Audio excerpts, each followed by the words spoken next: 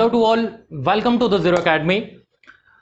आज हम देखने वाले हैं कैलकुलस से रिलेटेड कुछ समस्याएं।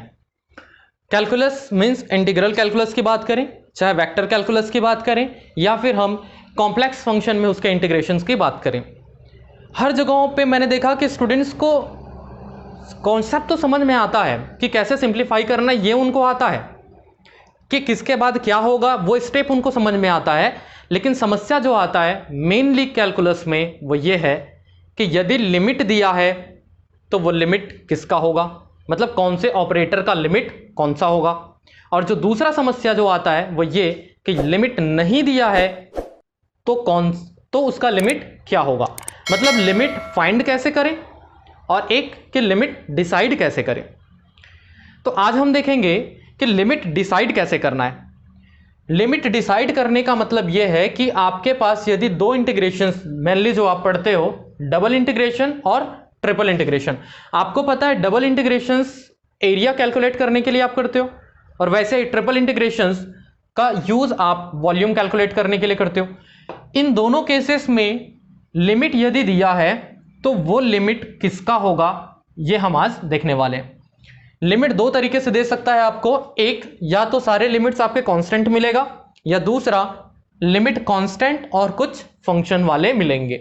एग्जांपल के तौर पे देखें कि यदि लिमिट कांस्टेंट होगा for double integrations, double integration के केस में आपको पता है कि कोई फंक्शन जिसका इंटीग्रेशन करना होता है वो फंक्शन ऑफ एक्स वाई होता है, इसीलिए ऑपरेटर उसका d x and d y होता है। भाई डबल इंटीग्रेशन दो बार इंटीग्रेट करोगे मतलब इंडिपेंडेंट वैल्यू क्या होगा, दो वैल्यू होगा ना, x और y। जब दो होते हैं तो इसके पीछे दो ऑपरेटर भी होते हैं, dx और dy। मैं इसको बात करूं कि ऑपरेटर इधर से स्टार्ट हो रहा है तो ये पहला है और ये दूसरा है। इसका जो लिमिट इधर दिया होगा उसको भी मैं बात करूं तो ये लिमिट पहला होगा और मान लीजिए वो दिया हमको a से b और ये दिया है c से d। फंक्शन कभी इस तरीके से देगा, यहां पे हमें डिसाइड करना है कि a से b जो लिमिट दिया है वो dx का होगा या dy का होगा, क्योंकि क्वेश्चन ने कुछ और नहीं बोला, सिर्फ वो यही बोल देता है इवैल्यूएट दिस। अब आप जानो भैया किसका लिमिट कौन सा है, जिधर लगाना है लगा लो। तो कहीं पर भी लगा देंगे तब तो गलत हो जाएगा, समझ पा रहे हैं आप। तो अगर ऐसा कंडीशन देता है तो ध्यान पे रखिएगा, यदि मैं इस डायरेक्शन से देखूं तो ये लिमिट के केस में ये पहला और ये दूसरा, वैसे ही ऑपरेटर में देखूं तो ये पहला और ये दूसरा। तो पहला लिमिट जो होगा हमेशा वो पहले वाले ऑपरेटर के लिए होगा और वैसे ही जो दूसरा जो लिमिट होगा वो दूसरे वाले ऑपरेटर के लिए होगा। तो ये पहला का पहला मैं कह सकता हूं और इसे मैं कह सकता हूं दूसरा लिमिट दूसरे वाले ऑपरेटर के लिए, मतलब दूसरे का दूसरा वाला। ठीक बात है। अगर कोई कंडीशन नहीं दिया है तो आप डायरेक्टली इसी तरीके से सिंप्लीफाई करेंगे कि पहला लिमिट आप पहले के ले लीजिए और दूसरा वाला लिमिट आप दूसरे के ले लीजिए। अगर dx dy चेंज रहता, मतलब dy पहले लिखा होता dx बाद में लिखा होता, तो ऐसा नहीं कि आप लिमिट का सीक्वेंस चेंज कर दो, नहीं, तब भी पहला वाला आपका पहला होता, दूसरा वाला दूसरा का होता। मतलब मैं ये कह रहा हूं क्वेश्चन स्टार्टिंग से ही वैसा दिया होता तब की बात, ऐसा नहीं कि क्वेश्चन आपको ऐसा दिया है और बाद में फिर आप उसको पलट रहे हो, वैसा नहीं। क्वेश्चन जैसा भी दिया हो पहला वाला लिमिट आप पहले के लगाइए, दूसरा वाला लिमिट आप दूसरे के लगाइए।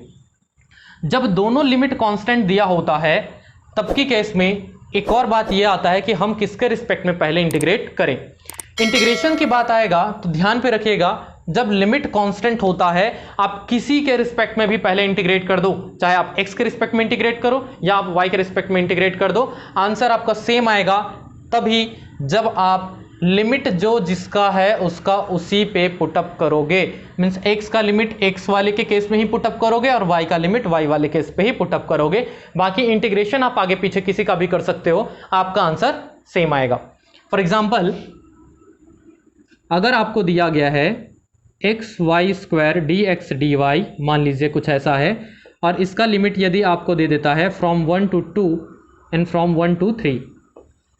क्वेश्चन यदि आपको दिया है, बस क्वेश्चन बोल दिया इवैल्यूएट दिस, इसका आपको वैल्यू पता करना है, तो सिंपली जो पहला 1 से 2 ये जो पहला लिमिट जो होगा आप डायरेक्टली इसे कह सकते हैं कि ये x का लिमिट है और सेकेंड वाला y का लिमिट है।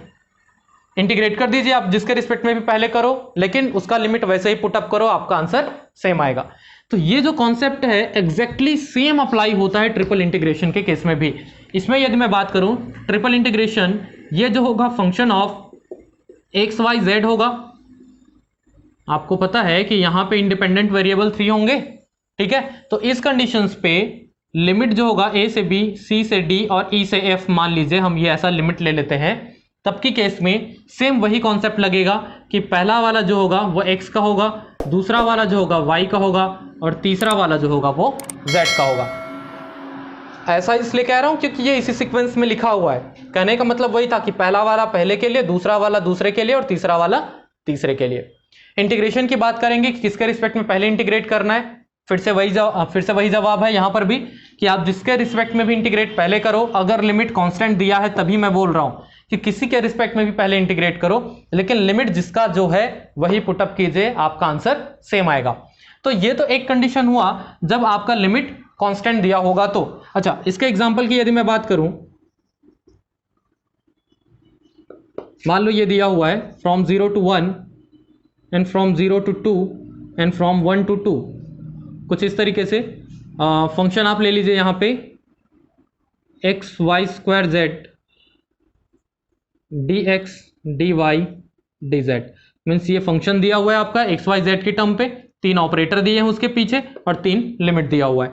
तो 0 to 1 जो होगा ये पहला आपका x के लिए होगा, सेकंड वाला जो है ये y के लिए होगा एंड 1 to 2 जो है वो आपका z के लिए लिमिट होगा।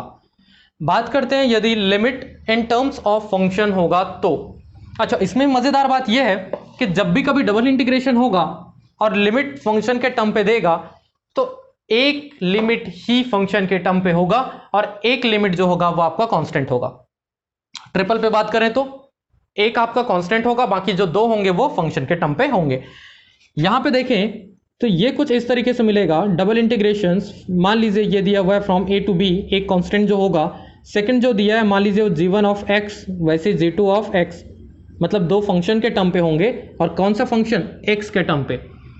ये जरूरी नहीं आपका x वाला हो, मैं ऐसा ले रहा हूं, हो सकता है वो x वाला हो सकता है वो y वाला हो, दोनों हो सकते हैं। मान लीजिए x वाला होगा और यहां पर जो फंक्शन होगा देन ऑब्वियसली ये तो x ऑफ y दोनों होगा, x और y दोनों का होगा क्योंकि डबल इंटीग्रेशन की बात कर रहे हैं। अब इस कंडीशन में आप पहला का पहला ऐसा बेवकूफ़ी नहीं करेंगे। यहां पे क्या करना है आपको, पहली बात जो ध्यान से देखना है वो ये कि ये वाला लिमिट किसके टर्म्स में दिया है, मीन्स x के टर्म्स में दिया है या y के टर्म्स में दिया है।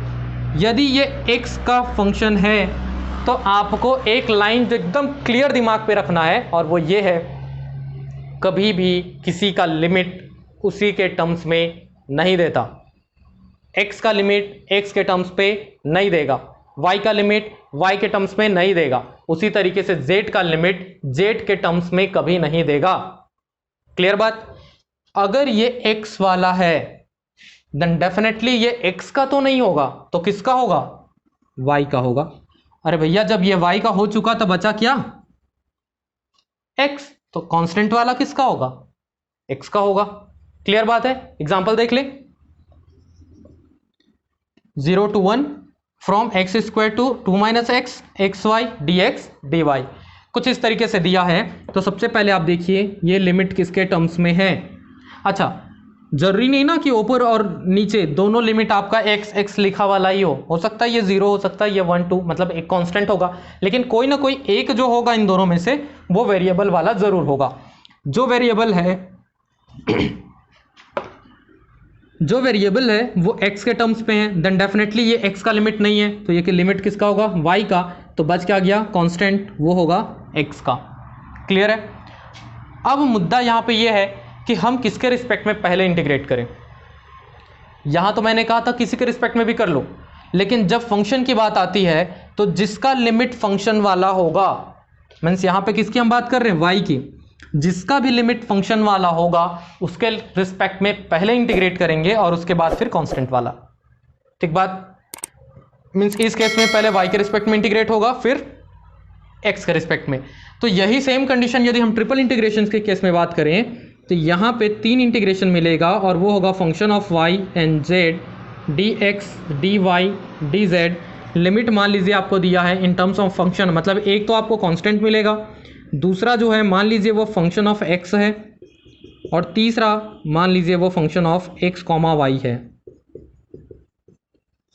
मतलब मैं ये कह रहा हूं कि यहां पर जो लिमिट मिलेगा, एक जो लिमिट है इसमें एक्स और वाई दोनों होंगे, ऐसा लिमिट जिसमें एक्स और वाई दोनों होगा। तो भाई एक्स का लिमिट में एक्स हो नहीं सकता, वाई के लिमिट में वाई हो नहीं सकता। तो जब इन दोनों में एक्स और वाई दोनों है, यहां पे जो होगा उसमें एक्स वाई दोनों है, जेड नहीं है, देन डेफिनेटली ये किसका लिमिट होगा, जेड का। यहां पे मैं बात करूं ये किसका लिमिट होगा, क्योंकि ये एक्स के टर्म्स में है तो एक्स का तो होगा नहीं, जेड का ऑलरेडी हो चुका है, देन डेफिनेटली ये होगा वाई का।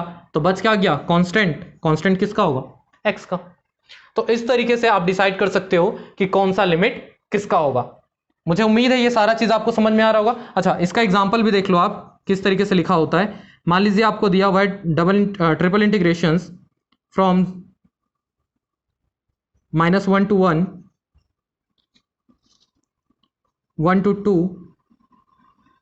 अच्छा,